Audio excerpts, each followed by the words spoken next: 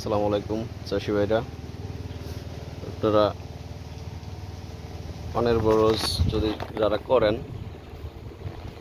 এটা একটা লাভজনক ব্যবসা। তবে অনেক সিজনে একটু খারাপ হয়। এবছরে একটু খারাপ যাইতেছে সবার জানি, আশা করি সামনের দিকে ভালো হয়ে যাব সময়টা।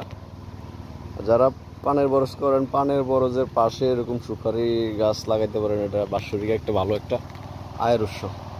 যেমন একটা সুপারি চারা এখন 30 টাকা করে বিক্রি হয়। আপনারা প্রত্যেক বরের এই সারির মাথায় একটা একটা করে এরকম সুপারির চারা লাগিয়ে দিতে পারেন।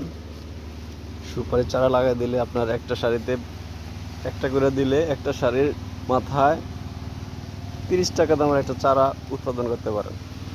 আপনার চারা হইতে কত 5 থেকে 6 মাস লাগে, বা 1 বছর তো রাখলে আরও ভালো হয়। 5-6 মাসে বিক্রি করার মতো উপযোগী হয়ে যায়। আপনারা যারা পানের বরজ করেন, এরকম সুপারি গাছ লাগিয়ে দিতে পারেন মাঝে মাঝে,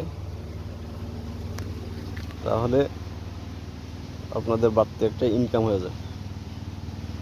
এটা আমার গত বছরের পানের বরজ, গত ডিসেম্বরে দিছিলাম, 6 মাস হয়েছে।